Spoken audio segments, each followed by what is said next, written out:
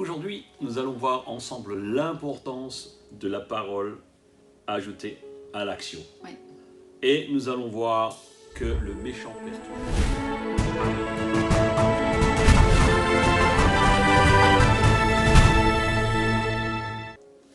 Bonjour, bienvenue. Bonjour à vous tous. Nous sommes heureux de vous retrouver sur cette chaîne YouTube pour ce défi 31. C'est le 12e jour, Oui. 12e jour de confinement aussi. J'espère que vous vous portez tous bien. Oui. Et on veut vraiment prier, on prie pour vous, on s'attend à ce que Dieu va agir dans vos vies et que toutes les choses vont aller bien. On a vraiment hâte de vous retrouver en chair et en os et peut-être sans les masques dans un jour prochain, nous ne savons pas quand. Mais voilà, nous voulons ne pas nous laisser décourager Non. et continuer à avancer avec ces merveilleux proverbes que nous a laissé le roi Salomon.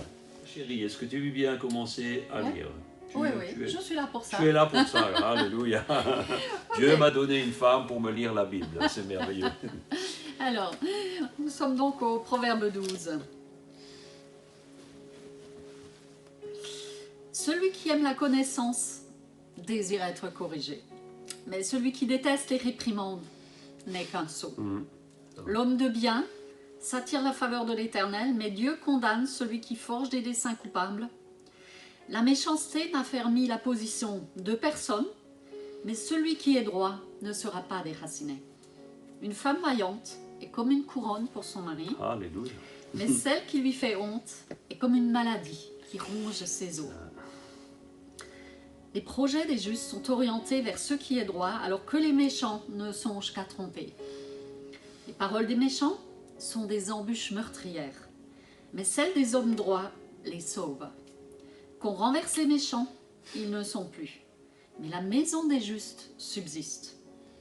Un homme est estimé pour son bon sens, mais celui dont le cœur est tortueux sera méprisé. Mieux vaut être méprisé et avoir un serviteur que de faire l'homme important et n'avoir rien à manger. Le juste veille au bien-être de ses bêtes, mais le cœur des méchants est cruel envers elles. Celui qui travaille sa terre aura du pain en abondance, mais celui qui court après des chimères est dépourvu de sens. Les méchants convoitent la proie de ceux qui font le mal, mais la racine des justes donne du fruit. Amen. Combien courent après des chimères? Combien cherchent des choses là où il n'y en a pas? En fait, celui qui est méchant, à un moment donné, comme nous le lisons au chapitre verset 3, va perdre sa position, il va perdre de toute façon, parce qu'en fait le juste gagnera toujours, même si ce n'est pas sur terre. Le bien que nous faisons ici sera quelque part relaté, répertorié et récompensé dans l'au-delà lorsque nous serons auprès de Dieu. Donc toutes ces choses que nous faisons, le bien que nous faisons, n'est jamais en vain, n'est jamais perdu. Ne pensez pas que tout ce que vous faites est perdu. Le verset 5 nous parle des projets. Projet du juste. Quelqu'un qui est juste aura toujours un cœur droit. Il choisira toujours ce qui est droit, ce qui est bien. Je crois qu'on ne peut pas un jour être juste et un jour mauvais. Je crois que c'est un état d'esprit, je crois que c'est au quotidien. Voilà, c'est une voie qu'on doit choisir, qu'on doit emprunter et vraiment faire de son mieux pour rester dans cette voie. Et je crois qu'après ça coule. C'est aussi un signe de notre transformation. Oui, c'est ça. C'est un signe de notre transformation. Peut-être certains, vous regardez, vous avez besoin d'entendre cette parole, il y a besoin de transformation. Nous sommes tout le temps en chemin. Et c'est vrai que ce que Dieu met dans notre cœur, eh bien, va anéantir ce qui étaient les parties mauvaises au fur et à mesure, vont être comme recouverts avec du sable et toutes les parties bonnes vont à nouveau se refléter à chaque jour. Et en fait, c'est le bon sens qui est récompensé, c'est ce que nous avons vu. L'homme de bien est récompensé dans son bon sens, est récompensé si tu fais le bien, tu seras toujours récompensé. Amen. Hein? Amen. Moi, j'ai été interpellé aussi parce que souvent on nous pose la question est-ce que les animaux, qu'est-ce qu'il en est des animaux? Mais moi, j'ai découvert plusieurs passages dans la Bible où Dieu nous encourage à prendre soin des animaux. Des animaux, hein. Donc, cela dit, il y en a qui sont là pour nous nourrir, parce que nous ne sommes pas faits pour manger que de l'herbe. Les animaux mangent de l'herbe et nous, on mange des animaux. Mais nous ne devons pas les maltraiter. Et on voit ici que, en fait, le bétail, Dieu, dans Exode 23, verset 12, il nous est dit aussi que celui qui a des bêtes pour les faire travailler dans les champs, eh bien, doit les laisser se reposer. Il y a une journée de repos pour les bêtes. Et en fait, c'est important. Dieu se soucie du bien-être des animaux. D'ailleurs, pourquoi aurait-il sauvé les animaux s'il ne les aimait pas lorsque la terre a été inondée? C'est une réflexion que nous pouvons nous faire à chaque jour. Et moi j'aime ce verset aussi qui dit que celui qui travaille sa terre aura du pain en abondance. Et moi ça m'encourage parce que travailler la terre, moi j'aime faire ça et peut-être pour beaucoup, vous travaillez la terre. Pour beaucoup, vous travaillez la terre. Moi j'ai un petit potager. Mais quelle joie pour moi de pouvoir aller cueillir mes fruits, mes légumes. C'est une grâce, c'est la bénédiction du Seigneur. Donc il y a de la joie, oui, à travailler. Donc on peut vous encourager, oui, la Bible nous encourage à être productifs, comme je l'ai dit au départ, à joindre la parole et l'action, ne pas uniquement vivre dans des belles paroles ou des illusions, parce que trop souvent nous vivons dans les illusions. Allez, on va continuer la lecture à partir du verset 13. Ok. Le méchant est pris au piège de ses propos coupables, mais le juste échappe à ses difficultés. Par ses paroles, on peut recueillir du bien en abondance, et l'on reçoit le salaire de ses œuvres. L'insensé pense toujours qu'il fait bien, mais le sage écoute les avis des autres. L'insensé manifeste immédiatement son irritation, mais l'homme avisé sait ravaler un affront. Celui qui proclame la vérité révèle ce qui est juste, mais le témoin mensonger dénature les faits. Eh oui. Les paroles des bavards blessent comme des coups d'épée, tandis que le langage des sages est comme un baume qui guérit.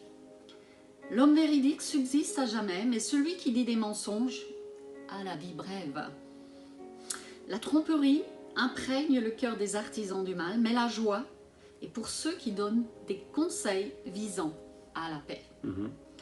Aucune calamité n'atteint le juste, mais les méchants sont accablés de maux.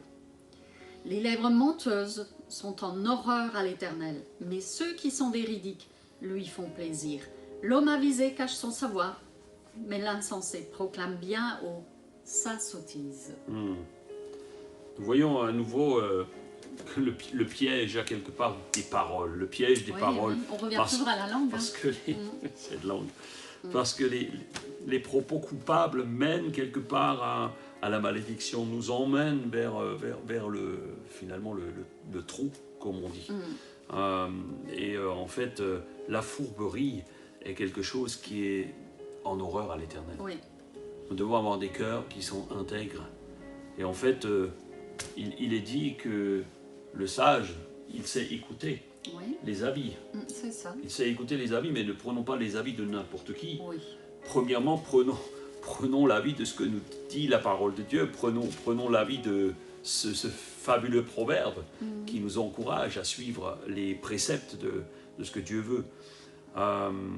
Et parfois, autant que nous pouvons dire, mais parfois nous devons apprendre à ravaler aussi notre salive,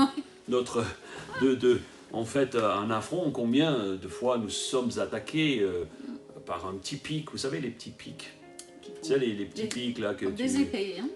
Que des fois ma femme elle me fait des petits pics, tu sais, ou que je lui fais. Parfois nous devons apprendre à simplement les mettre de côté et ne pas continuer à finalement les engranger jusqu'à ce que ça explose comme une cocotte minute. C'est la maîtrise de soi. Et même, on parle des bavards ici. On parle des bavards en effet, et on parle même du mensonge. Et il est dit que les lèvres menteuses sont en horreur à l'Éternel, et je voudrais souligner que la Bible ne parle jamais d'un petit mensonge ou d'un grand mensonge. Elle parle tout simplement du mensonge.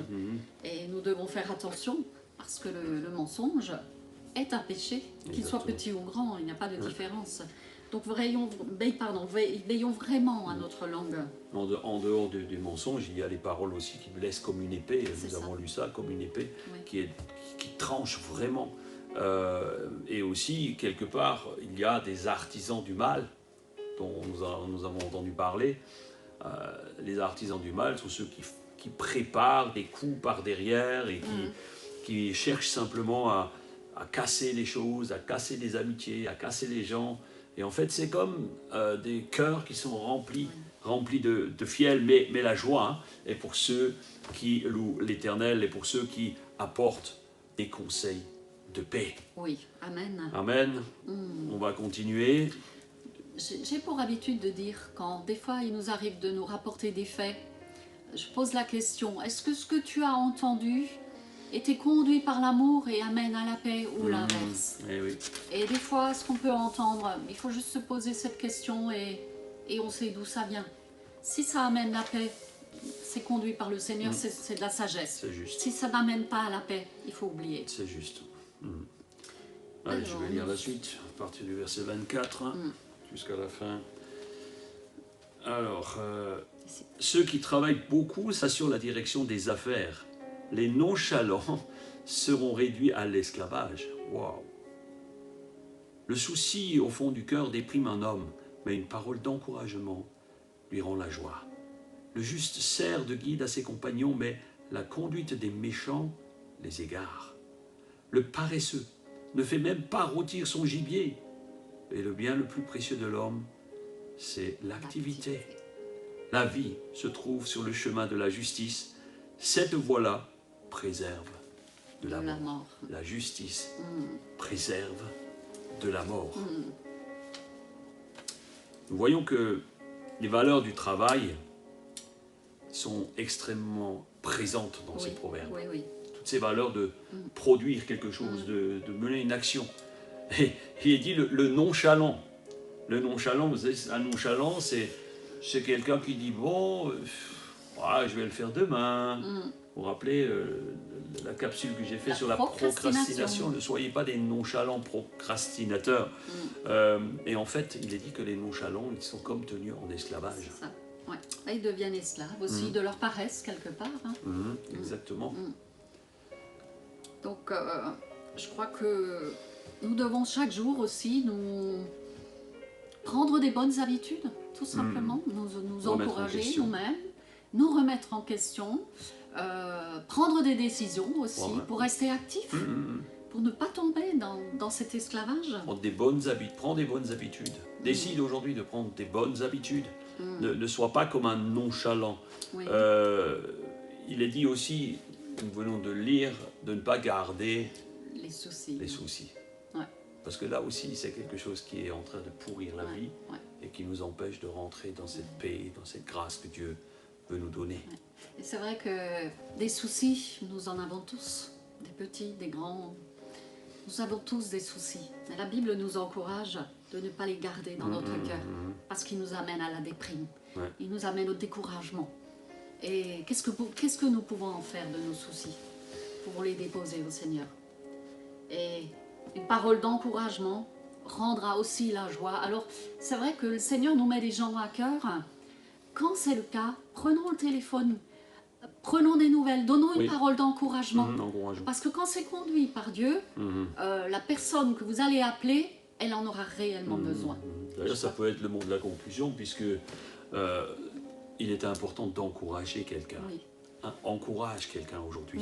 Persévère dans la bonne voie de la justice, parce que c'est l'arbre de vie, c'est la fontaine de vie. On a vu plusieurs de ces passages, et Dieu veut vraiment que vous soyez dans cette dimension de persévérer et gagner la vie. Amen. J'aimerais prier.